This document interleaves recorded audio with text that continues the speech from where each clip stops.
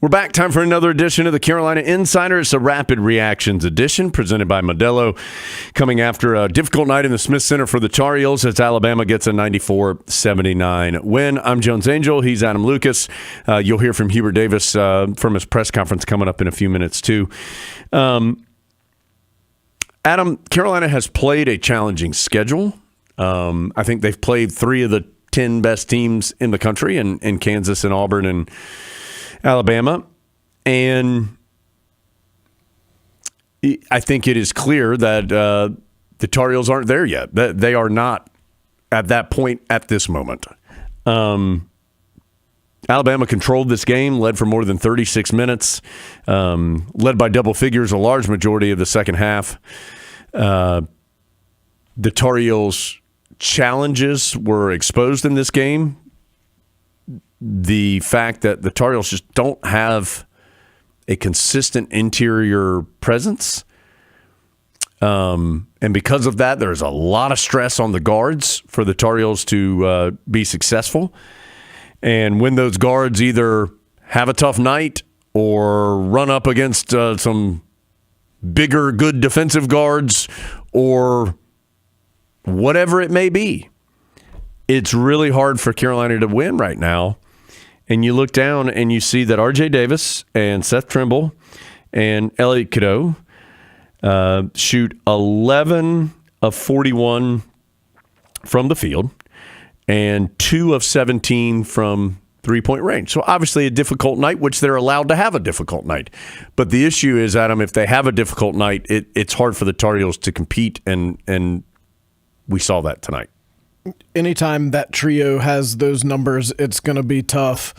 You combine the numbers Jones just said with the fact that that trio also had 8 turnovers, including 4 from Elliot Cadeau, who, again, the evidence seems to support the idea that when Elliot Cadeau is really good, the Tar Heels look pretty good. And when Elliot Cadeau struggles, the Tar Heels struggle. And tonight was a struggle. They again start the game in a hole because they couldn't hold on to the ball. 7 turnovers in the first 9 or 10 minutes or so.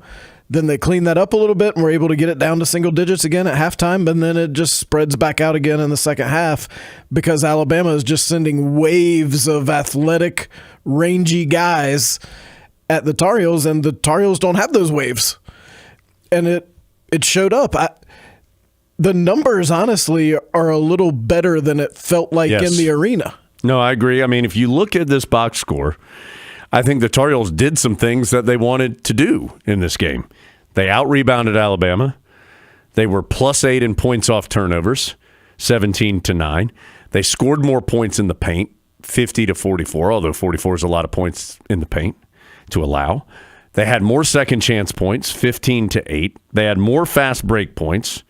They somehow had more bench points, primarily due to Ian Jackson's terrific night, and we'll talk about that. So, I mean, if you have more points off turnovers in the paint, second chance, fast break, and bench, most times you have a pretty good chance to win the game. But Alabama was 12 of 33 from three-point range. Carolina was 5 of 28. And while Alabama was only credited with 5 blocks, their size dominated this game, I thought, because Carolina could not consistently finish at the rim, or the Tar Heels would get there and realize that they weren't going to have a shot and have to kick it back out and reset. And when that is occurring, plus a tough night shooting the 3, 94-79.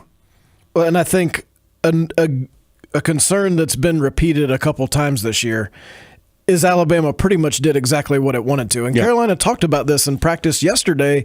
They will never operate in the mid-range. That's what the Tar Heel coaches told the players. They only want to shoot layups or three-pointers. Well, they took 71 shots, Alabama did. 63 of them were either layups or three-pointers. So they did exactly what they wanted to do, and that has been a problem for the Tar Heels. Making the other team do something with their second option is not something that they've been very good at so far this year. And we're going to get a comment from Hubert Davis here. Individually, Adam, Ian Jackson looked like he belonged. He was 10 of 17, 3 of 5 from 3, set freshman season highs in points with 23, rebounds with 5. And we've seen both he and Drake Powell here in the last couple of games, two highly recruited guys start to take some steps forward. I think the challenge is that both those guys are guards or wing players at the most. And so you've got some talent there for Carolina. But again, the combination of how this team is put together, and it's not like the coaches didn't know that they needed help on the interior. They were unable to secure that help in the portal, or enough of that help in the portal.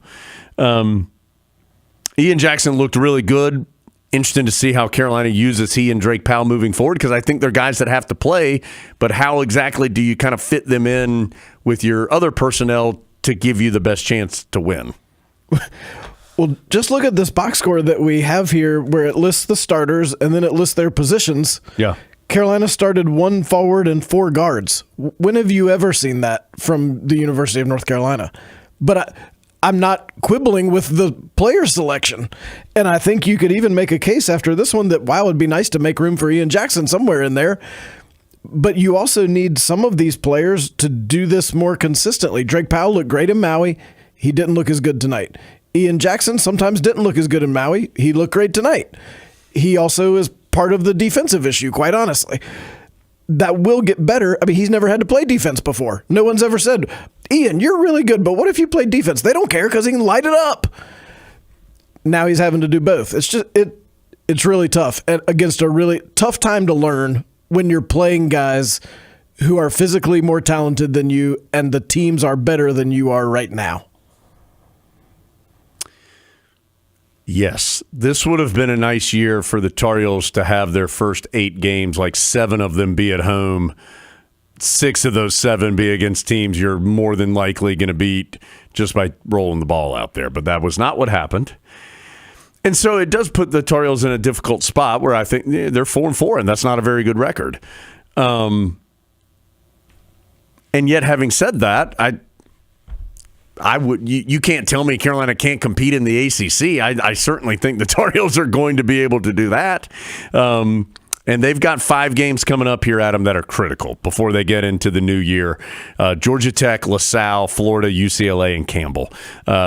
These 5 games are massive. It's over this whole month, so they're not playing as much here over the next month.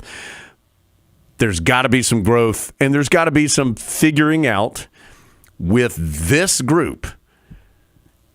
How can this group best be successful? Because it is not in a traditional way, but there is enough talent, I think, to still be successful, but it's got to be in some kind of unique way. You need those wins against UCLA and Florida. Yeah. You're going to need them on that resume come March, because the SEC is proving that some of those ACC wins are not going to be considered highly nationally. So that is going to be an issue. You need these wins. But that being said, and you think this too, I still think Carolina will be competitive in the ACC. Oh, yeah. You're not seeing Alabama in the ACC, which there are many reasons for. You should tune into Friday's episode of the Carolina Insider. Maybe we'll get into it. You have a chance to be competitive in the league, but you got to get these 5 wins the rest of December to give yourself a chance. Really fast, one last individual. I thought Ty Claude gave Carolina some nice minutes. And Tyler Hansbrough was our analyst on the radio tonight, and he said it well, I thought, in saying that what Ty Claude did well is just do what we're asking you to do. We're asking you, if you're the coaching staff for Carolina, they are asking Ty Claude, go in there, be tough, fight for rebounds, get some offensive stickbacks, get a layup or a dunk if somebody gives you a great pass, set hard screens. And I thought he did that. And again, somebody who in this game, Hubert Davis, when he was talking to us on the radio after the game, said you felt him in the game. And so another player that I would think will have earned a little bit more time with his performance on a tough night, he showed that he was willing to mix it up a little bit. Even when things were hard for him. Like, he was outsized. He was outweighed in some cases. He was out-athletic, but he kept playing. Coach Williams used to talk about guys who come the closest to getting the most out of what they have. On the Carolina roster tonight, I think that would be Ty Claude. he came pretty close to getting everything he possibly could out of what he had. Yeah. And the Tar Heels need that more often. Yeah, as Hubert Davis said, he emptied the tank, which is something that he is asking his team to do. All right, let's just go to a quick comment from Coach Davis. This is from his full press conference. We'll come back and wrap things up after that here on the Carolina Insider.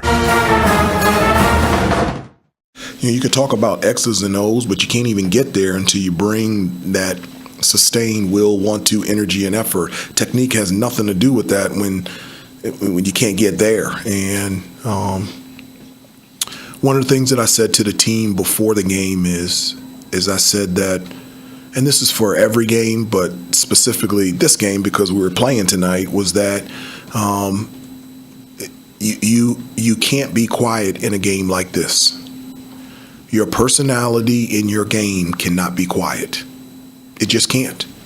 And what is required is to empty the tank in every area, whether it's defense or offense. And that's something that I was clear and definitive before the game, and that we just didn't play well enough tonight at all.